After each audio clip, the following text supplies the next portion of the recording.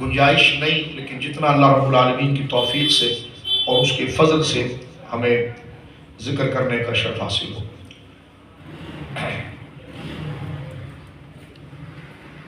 نبی کریم علیہ السلام کی بعثت کے مقاصد قرآن کریم میں ایک نہیں متعدد جگہ پر ذکر کیا گیا، لیکن دو مقام قرآن کریم میں جو بہت قابل توجہ ہے۔ میں اپنے طلباء ساتھی سے یہ کہنا چاہوں گا، ایک فن کا پڑھنا، ایک فن کا سمجھنا اور ایک اس کو بیان کرنا، تو لہٰذا علم کو سمجھنا، اس کی گہرائی کو سمجھنا اور گہرائی کو سمجھنا یہ اکابر کے طرز تخاطب سے پتہ چلتا ہے، ان کی تحریر، ان کی تشریح، ان کی تعبیر سے پتہ چلتا ہے، کیونکہ یہی مضامین کہیں اور جگہ بھی پڑھائے جاتے ہیں، لیکن اس کی صحیح تعبیر کیا ہے اور اس کا صحیح انداز کیا ہے اور اہل سنت کا طریق کیا ہے، اس میں گہرائی اور گہرائی حاصل کرنا، لہجے کے اعتبار سے بھی، مضمون کو سمجھنے کے اعتبار سے بھی میں سمجھتا ہوں اصل علم یہ ہے۔ میں عرض کر رہا تھا کہ قرآن کریم کے خاص دو مقامات، ایک تو سورہ بقرہ کے اندر، ایک سورہ جمعہ کے اندر، جناب رسول کریم صلی اللہ علیہ وسلم کی بعثت کے حوالے سے کہ حضور سید عالم کو یہ تمام شان و عظمت دے کر جو اس عالم آب و گل اور رنگ و بو کے اندر مبعوث کیا گیا ہے، تو آپ کے فرائض نبوت میں سے کیا کیا چیز ہے؟ تو سورہ جمعہ کے اندر بھی، اس میں وقت مختصر ہے تو صرف میں اس کے 3 مقامات کی طرف اس ایک آیت کے کچھ حصے کو پڑھتا ہوں، اور یہ آیات کی طرف تھوڑی توجہ بھی کرنے کی ضرورت ہے ختم نبوت کے حوالے سے اور حجیت حدیث کے حوالے سے۔ جناب رسول اللہ صلی اللہ علیہ وسلم کی بعثت صرف یہ نہیں ہے، یعنی آپ کا منصب یہ نہیں کہ صرف آپ کو خلق کی طرف مبعوث کر دیا گیا، بھیج دیا گیا، بلکہ قرآن کریم نے آپ کی ذمہ داریاں اللہ رب العالمین نے ذکر کی ہے آپ کے فرائض نبوت اور منصب نبوت سے، جس میں فرمایا یتلو علیہم آیاتہ ویزکیہم ویعلمہم الکتاب والحکمہ، یہ 3 مقام کہ یہ قرآن کریم ہمارا یہ محبوب جو ہے، یعنی مرادی اور مفہوم مقصود معنی جو مدلول ہے اس کا موضوع ہوتا ہے کہ ہمارا جو یہ محبوب ہے صلی اللہ علیہ وسلم، یہ قرآن کی تلاوت ان کے سامنے کرتا ہے، اور وہ یزکیہم، اس کے مضامین کے ذریعے ہمارے بندوں کا تزکیہ کرتا ہے، اور تیسرا یہ کہ وہ یعلمہم الکتاب، اس کتاب میں جو علم موجود ہے وہ ان کو سکھاتا ہے، اور وہ حکمہ اور حکمت سکھاتا ہے۔ اس کو سلیس انداز میں، سادے انداز میں تو یہ سمجھ لیجئے کہ پہلا جو جملہ ہے یتلو علیہم آیاتہ، وہ ہمارے آیات کی تلاوت کرتا ہے، اس کو خاص اور عام کے لیے بالکل ایک بسیط بات اس پر کی جائے، بدی بات کی جائے تو وہ یہ ہے کہ ایک قرآن کریم کا پروناؤنس، اس کا تلفظ، اس کی ادائیگی، عرب کے 8 قبیلے تھے جو فصحا تھے، لیکن جس کی قراءت پر قرآن کریم فرقان حمید کو رکھا گیا ہے وہ قراءت قریش ہے، جیسے بنو طے ہے اور دیگر اور قبائل آپ پچھلی کتابوں میں پڑھا ہے، اور قرآن کریم فرقان حمید ان قبائل 7 یا 8، مسلم شریف کی حدیث کو لے لیں تو پھر وہ 7 لہجے کی اجازت دی گئی، مسلم شریف کتاب القراءت کے اندر آپ نے پڑھا ہے، یہ پڑھیں گے، پڑھ چکے ہوں، تو وہاں پر 7 کی اجازت جناب رسول اللہ صلی اللہ علیہ وسلم اللہ رب العالمین سے اپنی امت کے آسانی کے لیے مانگی۔ تو عربی زبان، ظاہر سی بات ہے، زبان جو ہے کہ وہ قبائل اور دیہات اور قریہ میں رہنے والوں کی اصل زبان وہیں پر محفوظ ہوتی، شہر میں آ کر زبان منتشر ہو جاتی۔ تو عرب کے اندر یہ 7 کے قریب، یا ایک قول کے مطابق 7 یا 8 قبیلے وہ تھے جن کا لہجہ فصیح تھا، وہ فصحا تھے، لیکن جو آج ہم قرآن پڑھتے ہیں وہ لہجہ قریش ہے، یعنی حضور سید عالم صلی اللہ علیہ وسلم کا جو خاندان مبارک ہے وہ ان کلمات اور ان مضامین کا تلفظ ایسے ہی کرتا ہے جیسا ہم آج تلاوت کرتے ہیں، کیونکہ ظاہر سی بات ہے کہ قرآن کریم جب نازل ہوا تو کچھ صحابہ بچے بھی تھے، جوان بھی تھے، بوڑھے بھی تھے، تو بوڑھے کے لیے اپنا لہجہ تبدیل کرنا انتہائی بار اور شاق تھا۔ اب مثال کے طور پر جیسے اردو ہم بولتے ہیں، لیاقت آباد میں بولیں تو لہجہ اور ہے، اورنگی ٹاؤن میں بولے تو اور ہے، ڈیفنس میں بولے تو اور ہے، پنجاب میں جا کر اردو بولیں تو اور ہے، سندھ میں زبان ایک ہی ہے لیکن لہجہ بدل رہا ہے، پروناؤنس اس کا لہجہ بدل رہا ہے۔ تو جناب رسول کریم صلی اللہ علیہ وسلم حدیث جامع ترمذی میں ہے کہ اللہ رب العالمین کی بارگاہ میں دعا کی تھی کہ اللہ میرے امت کے جو لوگ ہیں ان پر ایک بار ہوگا، بالخصوص بوڑھوں کو، کہ جو زبان اس نقش پر سخت ہو چکی ہے وہ لہجہ کیسے تبدیل کرے ادائیگی کے اندر۔ تو اللہ رب العالمین نے اپنے حبیب کی اس مراد کو قبول فرمایا، اور اس کی طویل حدیث جو ہے وہ مسلم شریف کتاب القراءت کے اندر موجود ہے۔ وہ مشہور واقعہ جو حضرت ابی بن کعب نے اپنے سے مختلف قراءت میں کسی بندے کو قراءت کرتا ہوا دیکھا تھا، تو ان سے تھوڑا سے ان کی گویا کہ نوک پلک کے معاملے میں گویا کہ کوئی الجھن ہو گئی۔ سرکار کریم علیہ السلام کے پاس آئے، سرکار نے فرمایا ٹھیک ہے تم دونوں پڑھو، تو انہوں نے قرآن کے اس مقام کو دونوں جگہ سے پڑھا، تو حضور نے دونوں کی درستگی فرمائی کہ ٹھیک ہے دونوں سے پڑھو۔ تو حضرت ابی بن کعب کہتے ہیں کہ میرے دل کے اندر ایسا نامناسب خیال آیا، اور ظاہر سی بات ہے صحابہ اکرام معصوم نہیں ہے، اور ذہن کے اندر ایسے خیالات کا آ جانا اور پھر اللہ اپنے فضل سے ان کو دور کر دینا ہے، تو یہی ان کے ترقی مدارج اور ان کے مقبول ہونے کا بڑا درجہ ہے کہ براہ راست وحی سے ان کی تربیت کر دی جاتی ہے۔ یہ فرمان رسول سے من لقی النبی صلی اللہ علیہ وسلم مؤمنا بہ ومات علی الاسلام۔ عموماً میں اپنے جلسوں کے اندر بھی اسی انداز میں تقریر کرتا ہوں تاکہ عام شخص کو بھی صحابہ کے مقام کے حوالے سے معرفت مل جائے۔ ایک جملہ صرف یہاں پر عرض کرنا چاہ رہا ہوں کہ صحابہ کی بات چل پڑی ہے تھوڑا رک کر، کہ صحابی کسے کہتے ہیں؟ صحابہ کے حوالے سے دو مکتب ہیں، فقہاء اور متکلمین، کہ حضور سید عالم صلی اللہ علیہ وسلم کے صحابی ہونے کا اصطلاحی معنی کس کے لیے کیا جائے، لغوی نہیں اصطلاحی معنی کس کے لیے کیا جائے؟ تو امام بخاری رحمۃ اللہ علیہ، بخاری شریف ابھی آپ نے پڑھی کتاب المناقب کے اندر، وہاں پر امام بخاری نے تعریف کی۔ شرح نخبۃ الفکر کے اندر شیخ الاسلام علامہ حافظ الشان ابن حجر اسقلانی رحمہ اللہ نے نخبۃ الفکر میں کی، جو مصطلحات الحدیث کا ایک شاہکار ہے، آپ نے پڑھا ہے، اور الصحابہ فی تمیز الصحابہ کا مقدمہ آپ طلباء کے پڑھنے کے لیے، وہ مقدمہ موجودہ فتنے کے دور کے اندر صحابیت کے مقام، منصب، مرتبے کے حوالے سے ضروری ہے۔ امام بخاری رحمۃ اللہ علیہ نے جو تعریف کی ہے اسی سے ملتی جلتی مضمون ایک ہی ہے۔ امام حافظ الشان علامہ ابن حجر اسقلانی رحمہ اللہ نے یہ تعریف کی، یہ کلامی تعریف ہے، فقہا کی کلامی تعریف، اور آپ سمجھتے رہتے ہیں کہ جناب فقہا اور کلام کا تعبیری اختلاف چلتا رہتا ہے، شرح قائد میں آپ نے پڑھ لیا ہے کہ تعبیری اختلاف ہر مسئلے کے اندر فروع میں بھی اور اصول میں رہتا ہے، اس لیے میں نقوش آپ کے ذہنوں میں تازہ کر رہا ہوں۔ تو کلامی تعریف زیادہ معتبر ہے، اور وہ یہ ہے کہ من لقی النبی صلی اللہ علیہ وسلم مؤمنا بہ مات الاسلام صلی اللہ علیہ وسلم، کہ صحابی وہ ہے جس نے حالت ایمان میں رسول کریم صلی اللہ علیہ وسلم سے ملاقات کی اور اسی پر ان کا وصال ہوا۔ ہمارے شہر میں ایک شخص نے صحابہ پر ایک کتاب لکھی اور بہت زور لگایا فقہا کی تعریف سے۔ ان کا خاص ایک مقصد تھا کسی شخصیت کو باہر کرنے کا، لیکن وہ زور سنی کے دائرے میں رہتے ہوئے ان سے چل نہیں پایا۔ صفحات تو انہوں نے بڑے کالے کر دیے، لیکن وہ فقہا کی تعریف کو زیادہ، جس کا آج سہارا روافظ لے رہے ہیں، اور یہ قبر میں ان کو جواب دینا پڑے گا کہ جو انہوں نے کسی ایک خاص تحریک یا کسی خاص بندے کے سے اختلاف کی بنا پر وہ چیزیں کتاب اور قلم و کرتاس کے حوالے کر دی جو نہیں کرنی چاہیے تھی، اور آج وہ مس یوز ہو رہی ہیں، اور سوشل میڈیا کے اندر نئے نرالے محقق نیم رافضی مترفضہ صحابہ کرام کی گربانوں پر جو حملہ کر رہے ہیں، اس کے پیچھے، ان شرارتوں کے پیچھے یہ شریر ماخذوں میں یہ ماخذ سارے نہیں جو میں کچھ اشارتاً آپ کے سامنے بات کر رہا ہوں۔ اس میں انہوں نے یہ زور دیا ہے کہ فقہا کے نزدیک صحابہ کی جو تعریف ہے اس میں مقصد طویل ہے، یعنی ملاقات کا ایک عرصہ اس میں دورانی ہے، کہ مختصر کسی نے اچانک دیکھ لیا جناب سید عالم صلی اللہ علیہ وسلم کو، یہ ملاقات کر لی، تو وہ صحابی ہو تو کہتے وہ نہیں ہے، مقصد طویل ہے،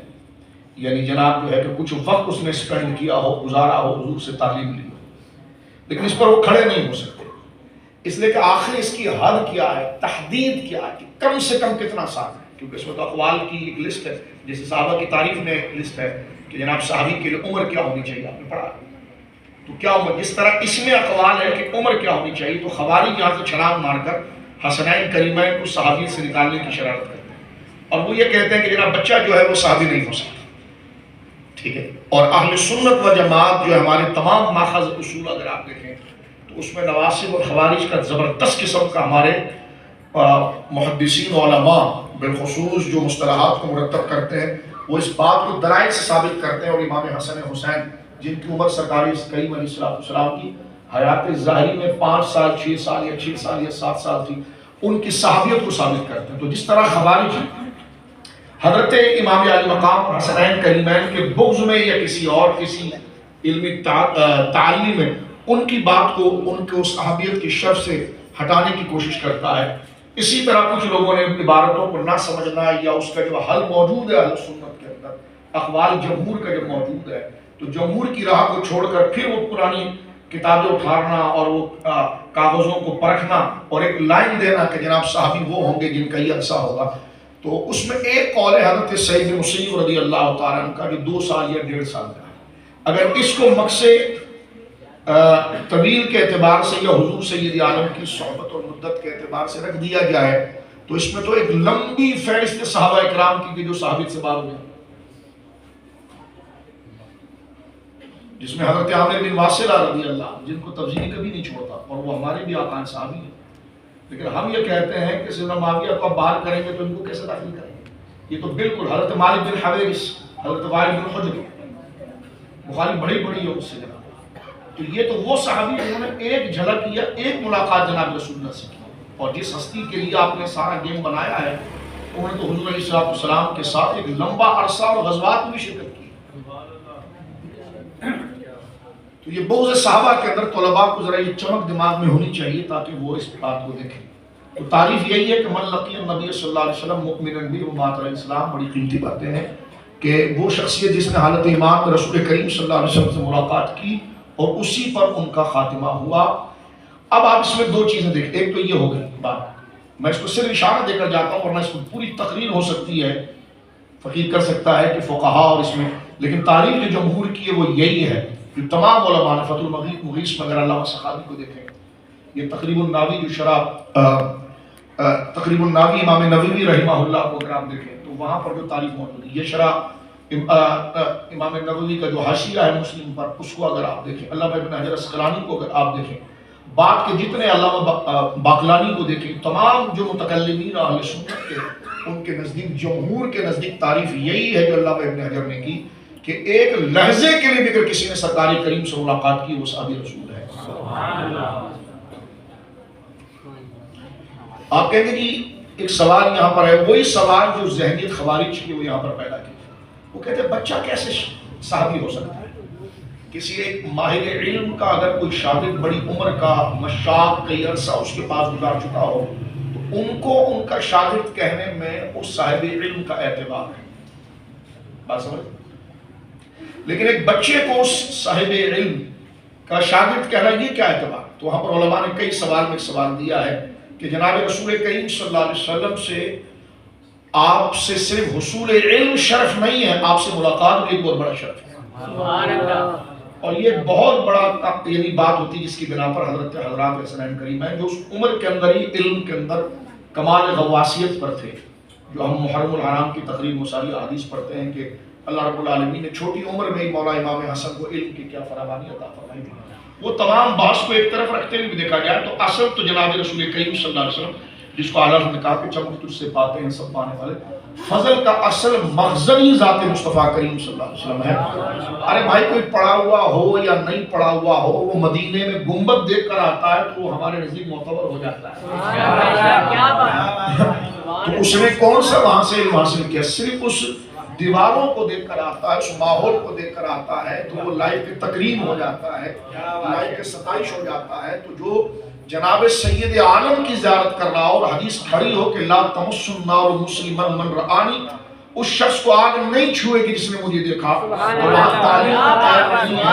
سید عالم کا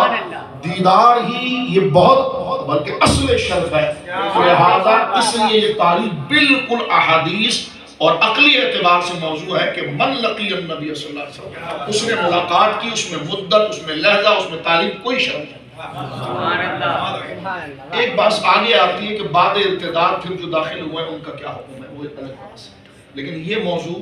طلباء کے لیے ضروری ہے کہ اس پر اساتذہ کی خدمت پر بیٹھ کر آپ نے تیاری کی ہوگی، اس کو پختہ کیجئے، اس لیے کہ آگے یہ فتنہ بہت اور طاقت کے ساتھ سامنے آ رہا ہے۔ تو ہمیں اہل سنت کے لیے عموماً دروس احادیث کے اندر اساتذہ، طلباء، یہاں تک کہ عوام میں جو خطیب ہیں، علماء ہیں، ان کی بھی ذمہ داری ہے کہ اس موضوع کے حوالے سے عوام کے ذہن کو، کیونکہ شکارگاہ تو عوام ہوتی ہے، تو ان کے ذہن سے اہل سنت کے ان مضامین، پختہ مضامین جو درایت کے ساتھ یعنی عقل اور فہم کے بالکل مطابق ہے، اس کو قبول کیا، اس کو بیان کیا ہے۔ دو چیزیں دیکھیں، ربز کے اندر غلو ہے، جذباتی بات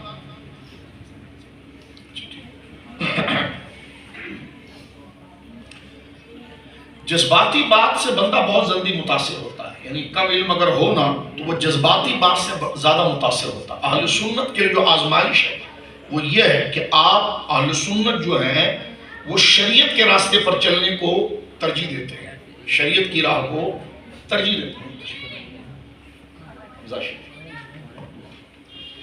یہ ذرا ذمہ داری سمجھیے علماء اہل سنت کی پریشانی، ان کے لیے آزمائش۔ جو غالی ہوتا ہے، غالی کا سحر اور جادو عوام پر زیادہ چلتا ہے، اس لیے کہ لفاظیاں، من گھڑت باتیں اور جذبات کو ابھارنا، تخیلات میں اور تعبیرات کے اندر اس کو الجھا کر رکھنا اور ایک بات سے 10 باتیں نکالنا، یہ طریقہ ہے فہم روافض کا۔ اس لیے وہ ایک بات کو نہ جانے کہاں تک ترکی بترکی کر کے لے جاتے۔ اہل سنت کا یہ طرز فہم نہیں ہے۔ ہمارا طرز فہم یہ ہے کہ عبارت اور متن کا دائرہ جتنی وسعت تک رہے گا اور شریعت کی حدود میں رہ کر ہی وہاں عشق تعبیر کے مضامین بنائے گئے، اور اگر ایسی کوئی تعبیر یا عشق یا محبت یا عقیدت کی ایسی کوئی تعبیر یا صورت آپ بیان کریں تو شریعت کو پھلانگ جائے، تو اہل سنت کے اندر یہ سخت حرام، ناجائز، اور ہماری شروع سے لے کر آخر تک یہی تربیت ہوتی ہے۔ تو سنی اس سے علماء کے لیے سب سے زیادہ پریشانی یہ کھڑی ہوتی ہے، کیونکہ جاہل آدمی مزے کی بات جانتا ہے کہ بس ایک چیز کہہ دو اور میں بخش دیا جاؤں،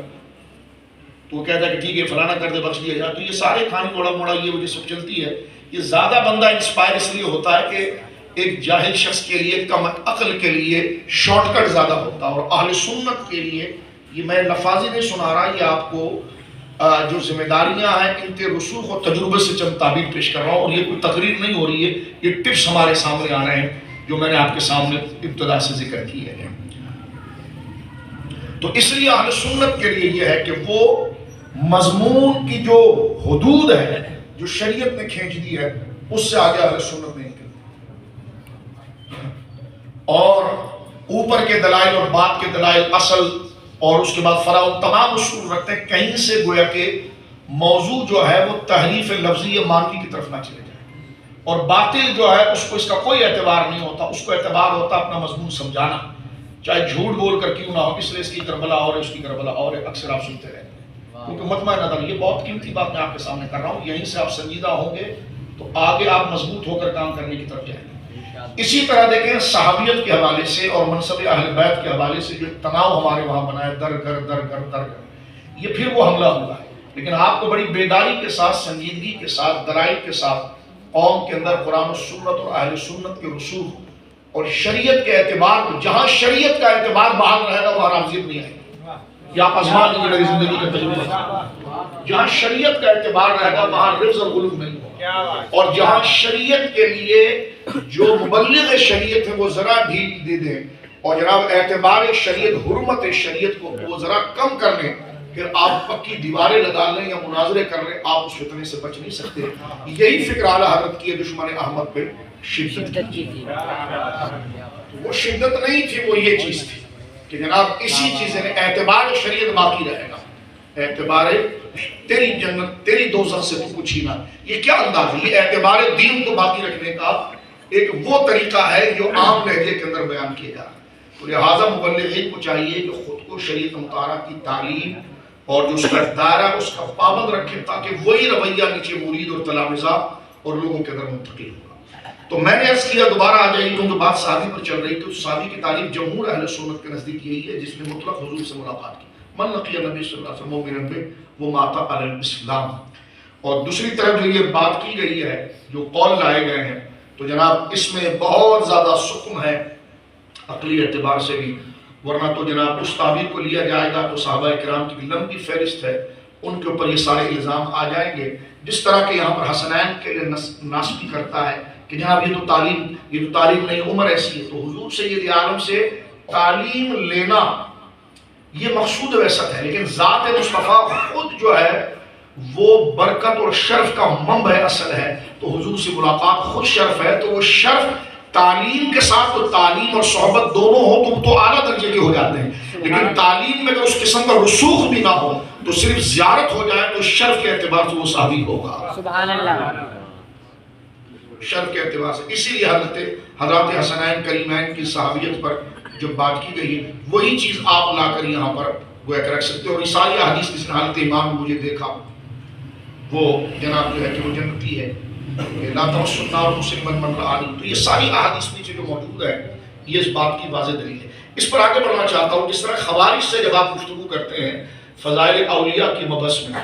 تو وہ آپ کے سامنے وہ آیات پڑھتا ہے جس کا مورد یہ نہیں ہے. آپ اس کو کہتے ہیں اس کا مورد واضح کریں کہ یہ آیات تو اہل ایمان کے لیے ہے نہیں، یہ تو جناب کفار و مشرکین کے لیے. تو جو چالاکی خوارج کرتا ہے وہ چالاکی روافظ کرتے ہیں. روافظ وہ آیات اور وہ منظر بنانے کی کوشش کریں گے جو منافقین سے متعلق ہے. تو وہاں پر آپ کو ایک کھڑا ہونا ہے جس طرح یہاں پر آپ کو دیکھنا ہوتا ہے. ایک عام بات میں کر رہا ہوں تاکہ جلدی آپ سمجھ جائیں کہ یہ اولیاء کا مقام کیا ہے اور مشرکین کے بتوں کا مقام کیا ہے. یہ ذہن میں آپ پہلے انڈرسٹوڈ کر لیتے ہیں کہ ٹماٹر کالا نہیں لال ہوتا ہے تو پھر آپ اسی طرف جاتے ہیں. تو جب آپ کا یہ ذہن بن جاتا ہے کہ دونوں میں فرق ہے تو یہاں پر یہ فرق صحابیت میں ملحوظ رکھیں گے کہ صحابہ کے متعلق کون سی آیات ہے اور نفاق سے متعلق کون سی. صحابی کی تعریف میں نے کر دی ہے. تو جو ہمارے نزدیک صحابی ہے وہ منافق نہیں ہے، جو منافق ہے وہ صحابی نہیں.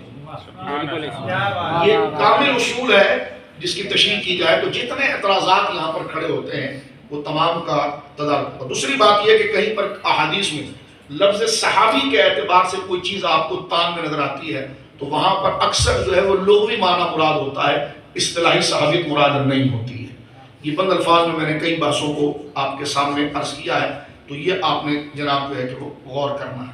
اور وہاں پر ایک قید ہے مات علی الاسلام، اس کا خاتمہ بھی اسلام پہ ہو. بعض جگہ پر ایسے سوال وارد کیے جائیں گے کہ کسی شخص کا خاتمہ اسلام پر نہیں ہوا لیکن اس کو صحبت ملی تھی تو آپ کی تاریخ کے خلاف ہی نہیں، آپ پر اعتراض وارد نہیں ہوتا. یا منافق ہے تو جناب آپ پر اعتراض وارد نہیں ہوتا کیونکہ آپ کی تعریف جامع اور معنی، اور جامع اور معنی کا معنی یہی ہے کہ آپ منطق میں پڑھا رہے ہیں کہ تعریف دو چیزوں سے مل کر جڑتی ہے، ایک جنس اور ایک فصل ہے. جنس میں عموم ہے، فصل میں انفرادیت ہے، فصل ممیز جو کرتم اللہ حسن میں آپ نے پڑھ لیا، آپ نے قطبی میں پڑھ دیا، شرح تہذیب میں آپ نے پڑھ لیا. تو یہ تمام اصول پھر یہاں استعمال. تو ایک عام تو من لقی نبی صلی اللہ علیہ وسلم، جس نے حضور سے ملاقات کی، یہ تو جنس ہے، ٹھیک ہے. لیکن مات علی الاسلام یہ اس کا فصل ممیز ہے کہ اسی ایمان پر ان کا خاتمہ ہوا ہو تو یہ صحابیت کی تعریف. تو وہ میں عرض کر رہا تھا قرات کے حوالے سے. ایک تسلسل سے درمیان میں دو چار باتیں ذہن میں آئی تو میں نے آپ سے کی. تو ابی بن کعب رضی اللہ عنہ کہتے ہیں کہ جب حضور سید عالم نے جنس پر میں نے اعتراض قائم کیا تھا اس کی بات کی بھی درستگی کر دی تو میرے ذہن کے اندر ایک سوال قائم ہوا اور ایسا خیال آیا جو زمانے جاہلیت میں بھی کبھی نہیں آیا تھا اور میں اس سے خود بڑا پریشان ہوا. تو کہتے ہیں کہ سرکار دو عالم صلی اللہ علیہ وسلم نے اپنے دست مراد کو آگے کیا اور آگے کر کے میرے سینے پر ہاتھ مارا تو میرے دل سے وہ خیال بد جو تھا وہ زائل ہو گیا اور مجھے ایسے لگا جیسے میں خدا کو دیکھ رہا ہوں. تو یہ مقام احسان پر گویا کہ یہ سرکار دو عالم نے جو تزکیہ فرمایا ہے. اب میں یہاں پر صحابی کے معصوم کی بات کر رہا تھا. دیکھیے ہمارے وہاں معصوم انبیاء ہیں تبلیغ کے حوالے سے اور نزول اور وحی کی حفاظت کے حوالے سے منع ہے جو سورہ جن کے آخر کے اندر بیان ہے. اور انبیاء کرام کو معصوم بنانے کے بعد پھر کسی اور کی عصمت کی ضرورت ہی پیش نہیں آتی. ہمارا بنیادی سوال ہے. اس کے لیے آپ مطالعے کے اندر شاہ عبدالعزیز صاحب کی تحفہ ضرور رکھیں گے، تحفہ اسنا شریف مطالعے کے اندر جو آپ کا مقدمہ ہے. اب یہاں پر دیکھیں کہ اگر انبیاء کے علاوہ اگر انبیاء کے علاوہ آپ اگر دیگر لوگوں کو دیگر مبارک ہستیوں پر عصمت کا دعویٰ کریں گے کہ وہ معصوم ہیں تو پھر آپ ان کے فقہ کی بات کیوں کرتے ہیں؟ آپ ان کے دین کی بات کیجیے. اس لیے کہ معصوم کا فقہ نہیں ہوتا، معصوم کا دین ہوتا ہے. فقہ وہ ہوتا ہے جو ثواب و خطا کا مجموعہ ہوتا ہے اور معصوم وہ ہوتا ہے کہ جس کے اندر یہ عنصر نہیں آتا. تو ایک طرف سے آپ ائمہ پر معصوم کی بات کر رہے ہوتے ہیں اور پھر ان کی طرف فقہ کی نسبت کرتے ہیں. تو فقہ تو عصمت ہوتی نہیں ہے، فقہ تو غیر عصمت کا نام ہے، وہ مجتہد کے عمل کا نام ہے. کبھی وہ خطا پاتا ہے، کبھی وہ ثواب پاتا ہے. تو یہ عجیب سی بات ہے جس طرح دعویٰ عصمت کا ہے لیکن ان کے ساتھ لاحقہ فقہ کا لگایا گیا، چاہیے کہ دین کا لگایا جائے. توجہ ہے.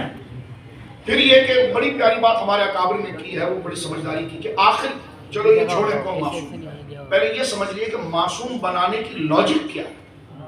ضرورت کیا ہے. تو بھائی معصوم بنانے کی ضرورت انبیاء کو اس لیے ہے کہ انبیاء کا ظاہر باطن دونوں حجت ہوتا ہے،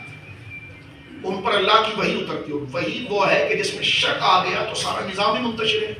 تو اللہ رب العالمین اس سچے کلام کو کے انتخاب کے لیے کہ جو تبلیغ کرے گا تو ایسی ہستی کو منتخب کرتا ہے جو ظاہر باطن دونوں میں سچی ہو، اور اس کی ذات کے بارے میں شائبہ بھی نہ ہو کہ یہ ہمارے سامنے تقویٰ و طہارت کی بات کر رہے ہیں، بند کمرے میں کیا کر رہے ہوں گے. تو عصمت اس شخص کے لیے جس کے پاس دین محفوظ ہوتا ہے، اور وہ نبی ہے، اور نبی کے پاس دین اور وحی کو محفوظ کر کے وہ ذمہ داری ادا کر دی گئی ہے، تو بات کے لیے ضرورت ہی نہیں ہے. تو فاتح شرط و فاتح مشروط، کیونکہ اصل وحی کو محفوظ کرنا تھا، کیونکہ اصل دین وحی ہے، اور وہی ایسی ہستی پر محفوظ کرنا تھا کہ جن کی زندگی کے اندر تضاد نہ ہو، اختلاف نہ ہو، ان کے لیے کوئی پستی کا شائبہ نہ ہے. عصمت کیا ہے؟ علم کلام ابھی آپ نے شرح قائد میں پڑھا ہے. عصمت جو ہے وہ ملکہ ہے جو ان ہستیوں کو اس مخالفت شرع کی طرف جانے سے روکتا ہے. روکتا ہے، یعنی وہ ایک ملکہ ہے. جیسے آپ بھی جاندار ہیں، جانور بھی جاندار، دونوں جانداروں میں آپ کی فصل ممیز کیا؟ آپ کا نطق. تو جیسا نطق ایک ملکہ ہے جو آپ کو درجے سے اٹھاتا ہے، اسی طرح انسانوں میں انبیاء کا ایک ملکہ عصمت ہے جو ان کو عام انسانوں سے ممتاز کرتا ہے.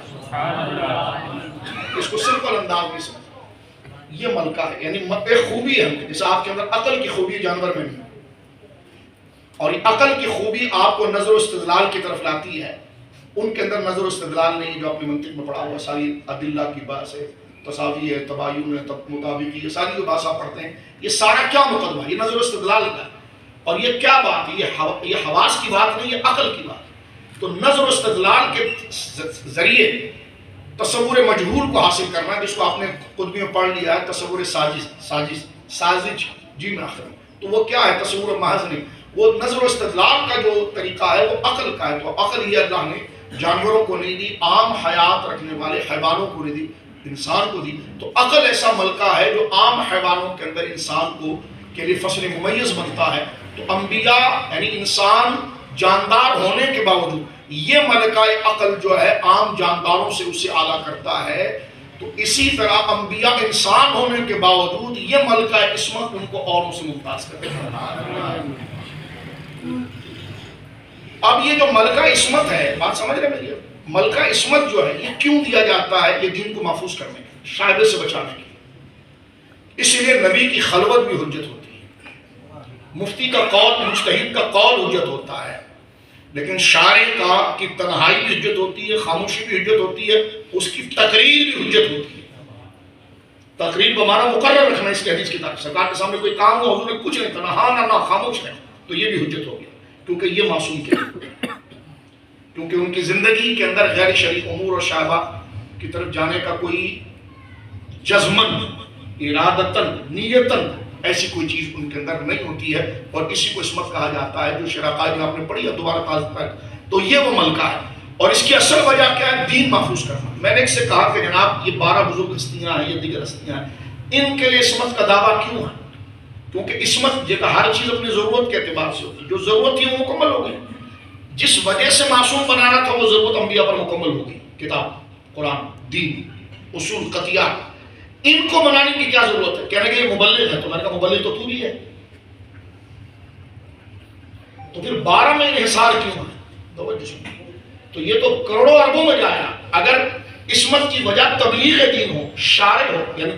تشریح کرنے والا ہو، تعبیر کرنے والا ہو، اجتہاد کرنے والا ہو، اس کے لیے بھی اگر آپ مبلغ کے لیے، تبلیغ کرنے والے کے لیے، نائبین کے لیے بھی اگر آپ یعنی جو اس کی تبلیغ کرے مضمون کی، دین کی، اگر اس مبلغ کے لیے بھی اس کی زندگی میں تضاد نہیں ہونا چاہیے، اس کو بھی معصوم ہونا ضروری. تو پھر مبلغ کی سطح ایک نہیں رہے گی، بڑھتی چلی جائے گی. پھر یہ ادھر ادھر سے آیات کو ملا کر تطہیر اور یہ کرنے کی کوشش کرتے ہیں. لیکن اصل وجہ ان کے نزدیک کہ تبلیغ دین کی ہوتی. تبلیغ دین کا اپنی سوال آپ پر بھی کھڑا ہو جائے کہ آپ معصوم کیوں نہیں؟ تو لہٰذا اہل سنت کا فہم بالکل قریب العقل نہیں بلکہ عین العقل ہے، درایت کے مطابق ہے کہ انبیاء کے. اب آ جائیے دوبارہ حضرت ابو بن کعب کی طرف. یہ میں نے اس لیے تشریح کی کہ ذہن میں یہ نہ آ جائے کہ خیال کیسے واضح ہو گیا. اور پھر وہ تھا بھی محض خیال، ارادہ کب تھا، اس سے وہ خود پریشان تھے، اور انہوں نے کہا کہ جناب جو ہے میرے دل میں خیال، سرکار دو عالم نے ہاتھ ان کے سینے پر لگایا، خیال زائل ہو گیا، اور فرماتے ہیں کہ میں نے یوں دیکھا کہ میں رب کو دیکھ رہا ہوں، میرا سر آسمان و عرش کی طرف پہنچ رہا ہے، اور کما قال جو احادیث کے اندر موجود ہے۔ اور یہاں سے پتہ چلا سرکار دو عالم صلی اللہ علیہ وسلم اپنی امت کے دلوں کے رازوں کو جانتے ہیں۔ سبحان اللہ، جس حضرت ابو سفیان کے سینے پر حضور نے ہاتھ لگا کر، ہاتھ مار کر اس سے سارے وسوسوں کو زائل کیا تھا۔ اور یہاں یہ بھی پتہ چلا کہ فیض کا مرکز کھوپڑی نہیں ہے، وہ دل ہے، وہ سینہ ہے۔ اسی کو اعلیٰ حضرت نے کہا ہے کہ دل کو جو عقل دے خدا، کیونکہ اعلیٰ کے کلام نعتوں کے اندر قرآن حدیث علم کلام بھی چل رہا ہوتا ہے، تو فرمایا دل کو جو عقل دے خدا، اس نے کہا